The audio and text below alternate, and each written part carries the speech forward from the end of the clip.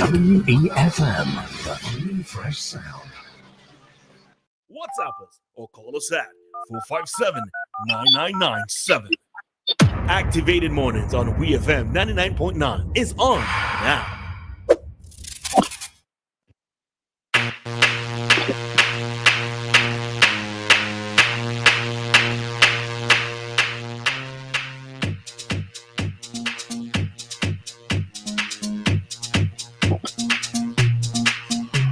And good morning again, Tamara and SVG. It is 7:45, and that means it's time for us to hear commentary from Mr. Lyf Compton. Lyf, good morning. Morning, Roleza. Good morning, everyone. Good morning, Dianna. Morning. Oh. Who are you laughing for? How was everybody? That was like morning. Morning, Lyf.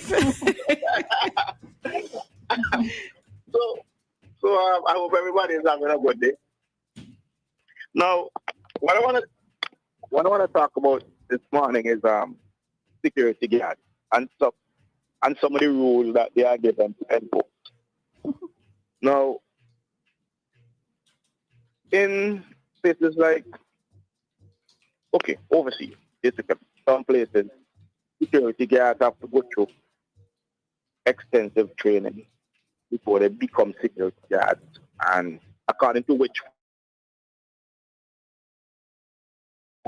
back in the States, there are government-appointed security guards that have to go to the same exact training like police officers there. Because I have a friend who's actually a government security guard, and he's training exactly as what the police would go through. Now, in St. Vincent, they're going to do that security firms just go around and hire anybody they could find.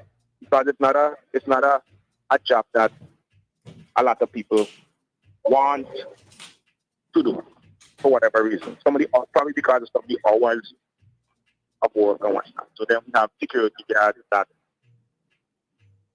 most of the time 90% not well trained. 90% of the time come from a sort of background, a special type of background, like so these people are placed to interact with customers regularly on a daily basis through every single organization you could think about this. Now we saw a situation where a security guard go bad extremely fast earlier this year, where a member of the public lost their lives, and subsequently the security guard was charged for murder, and he's in prison. Now, what's for this conversation I want to have this morning is that I was scrolling through Facebook and I saw someone post that there was at a supermarket last night, and there was a security guard standing on the book, and the closing time is 8 o'clock. A security guard from a different form wanted to get into the supermarket to buy something, and it was 1:08. So the security guard at the door tell you the security guard, well, it's 1:08, they can't come in. So the person who was observing said to the security guard, he just wants to buy something important, and it's just 1:08 left. And he said from that conversation, the interaction went downhill when the security guard on the inside started threatening him and telling him he could do him this and he could do him that, just from a simple interaction. And knowing the person who was making this comment on Facebook, it's not a person who is confrontational or usually confrontational, whatever. Now, to me, right, there are a lot of security guards in St. Vincent that go beyond what they're supposed to do. And then on top of that, there are institutions that give them rules to follow that don't really make any sense. For instance, there's a bank that you're not allowed to wear your hat into the bank. And if there's an old woman in her 90s and you have on a hat, the security guard usually go. I see that happen. I'm not asking anyone. An elderly lady goes into the bank and they have to take off a hat. And I don't even see the reason for that. And these people want to enforce these regulations by any means necessary that will go as far to try to pull your hat off your head if you don't want to take it off. No, I'm not sure about the legality of this, right? And these are things that need to be looked into. Because during COVID, we had people walking around with masks, and you were going to this institution, and it was illegal to take off it. So what is more dangerous than a mask in a bank? What is a hat in a bank? What does a hat in a bank do? I noticed there were some places overseas enforce these rules, but to me that's weird. Because y'all come after COVID made wearing masks legal. There are places where say, oh, you can't have on your shade. Then I had an experience the other day. I was in Bank of St. Vincent again. And while I was there, somebody called me. Somebody made a video call to me. And I answered and I was speaking to the person. And the security guard comes up to me and points to a sign on the wall. So I look around and I see a sign on the wall said, no video recording allowed. So I said to her, what does that have to do with me? I'm not recording a video. I'm on a video call. No, I'm not the smartest person, but won't you say that a video recording is different than a video call? And she was insisting that I get off my call. So I was like, that does not say no video call. That says no video recording. There's a difference. A video recording is where I take off my phone and try to record a video. In the bank, I'm on a video call. It's different. It's not the same thing. And she got in my personal space, and at one point, she like if she wanted to like knock my phone out my hand or something like that. Now, my question is, are these things legal? I heard of an incident the other day where there was a situation where somebody was arguing about something. I think probably something like taking off the hat or taking off the shades or something like that. And the person was, this is a woman, right? Elderly woman too. She was actually picked up and thrown out of the building. And this is something that one of my friends witnessed, that this woman was just picked up violently and thrown out the building. Now, if you know who the woman was, right, some people say she deserved that. But did she deserve that? So I think this is something that authorities should look into, who own these firms should look into. And it needs to be addressed because we see where it can go. We have seen force and where it can go. Reach a point now where somebody actually lost their life at the hands of security. So that's my contribution this morning. Thanks for listening. All right. Thanks, Lyf. Have a good one and a safe weekend. You. All right. Thanks.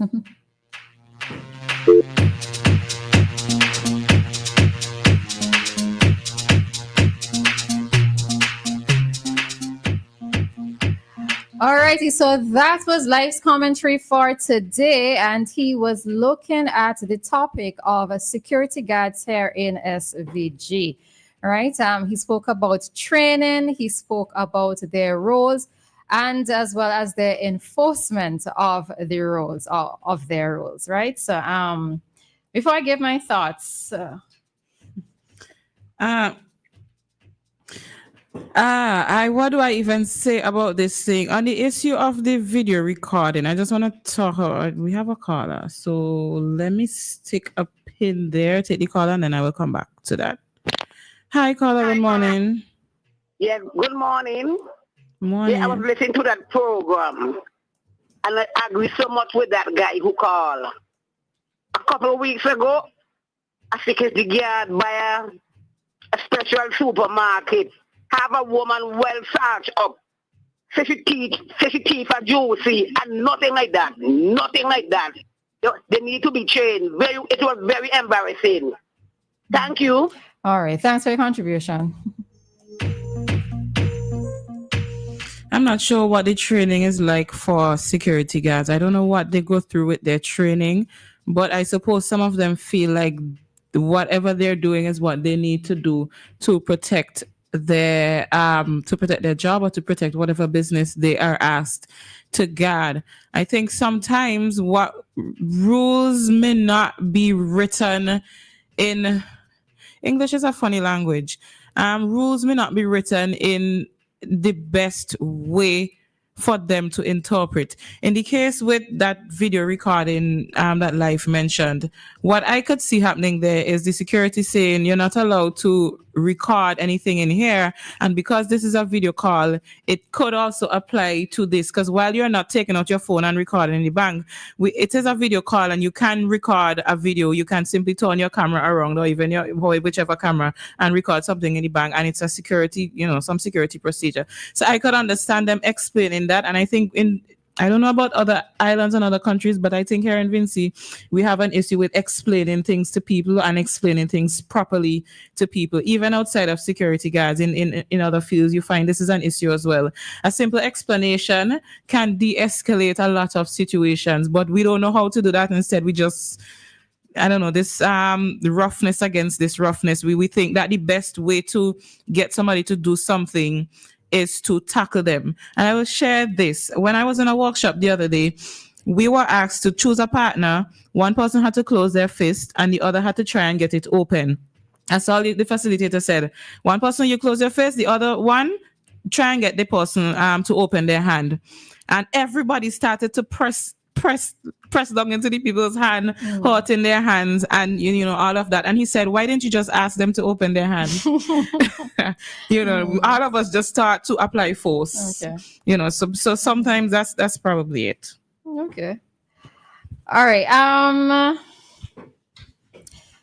I think sometimes the security guards are placed in some very funny positions. In that the organizations who they are guiding, or the companies who they are guiding, they're going to face pressure from that company as well as their immediate employer, right? Because different companies would have different rules in terms of what they want for their securities to do.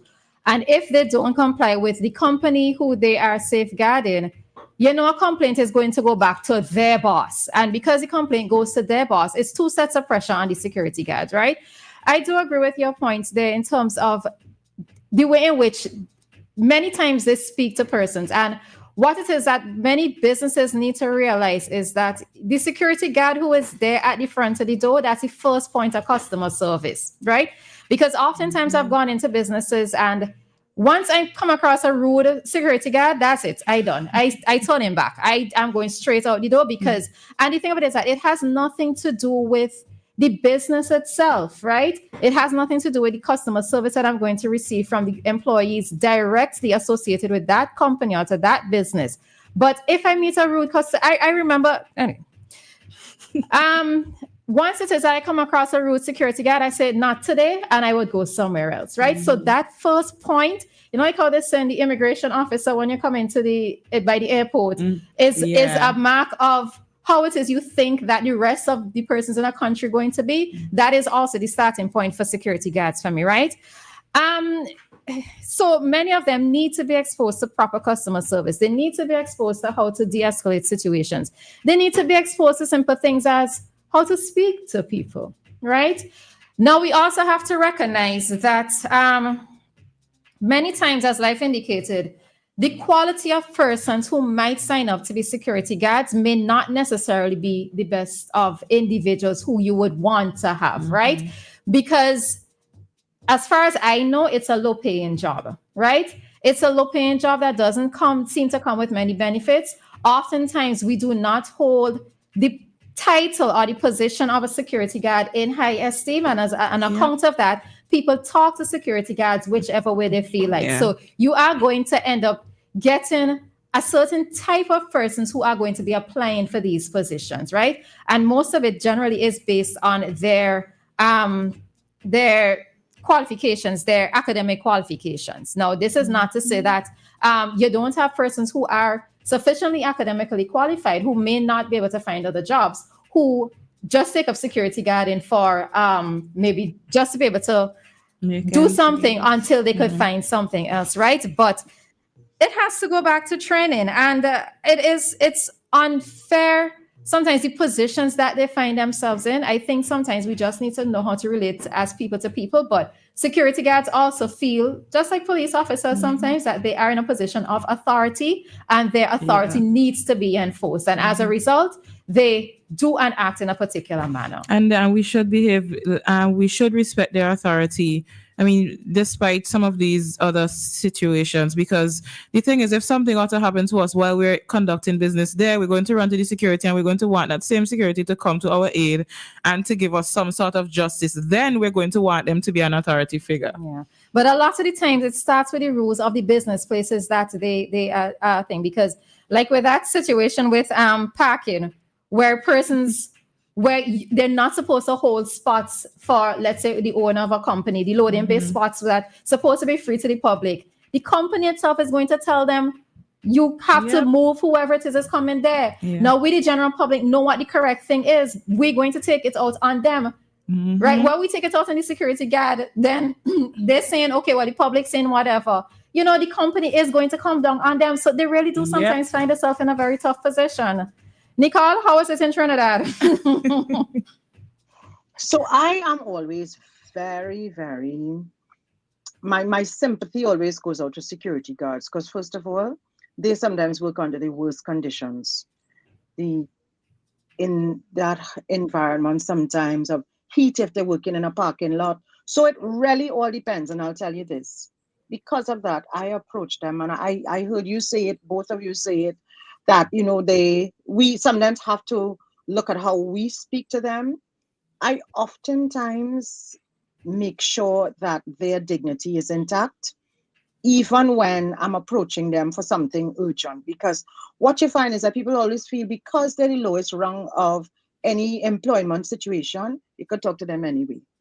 And I remember when I worked in the corporate sector, the security there was highly trained. They were actually on par with the police service, and maybe even further exceeding the quality of service.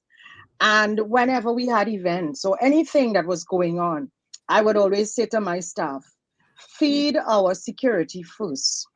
Give them, I don't care who guests come in, it could be the president, it could be whoever. Feed our boys and girls first, because they're the first point of contact when anything happens inside of this bank. And for many, many years, that's how I look and still look at security. So I'm often empathetic to them. Sometimes we have to look at their situation. What the conditions that they started their day work there with entailed. Sometimes it's the hassle to get to work. Sometimes it's the last dollar they have to get to the location of their job. Sometimes the salary don't come on time. So we have to always think about those things. And I'm not making excuses, because there's also that necessity for training. So sometimes you have to kind of, and sometimes, I mean, sometimes I do have an issue where, you know, they might be rough around the edges, or they mightn't speak to you kindly, but I often have to take myself down, go down to the ground and just calm myself and say, you know what, this is probably due to ...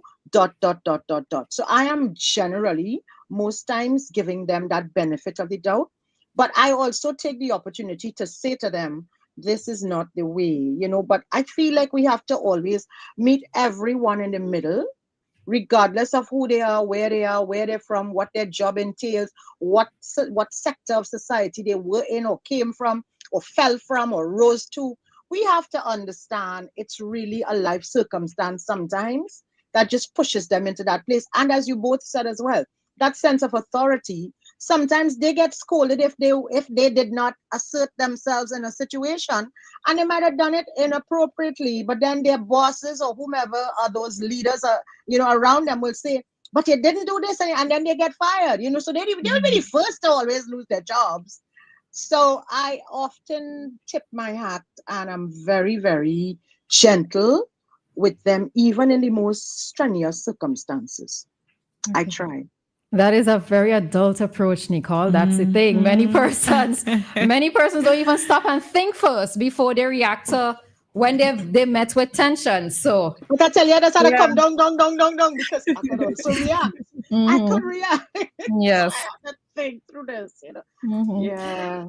All right, but as we end this segment, just want to say good morning to all security guards who are going on out to work today. All right, maybe hoping that this conversation would maybe change the mindset of us as customers when we come to certain business places, but also from your vantage point as well as security officers, maybe just to be mindful of how you interact with us, right? So that we could all go about our day and go back home safely. All right. Because that's always the goal, to go back home safely. Correct. All right, so we are heading on out. Time for an SVG. It is 8, we're quickly approaching 8:05, and our time check came to you with the compliments of New Haven Funeral Home.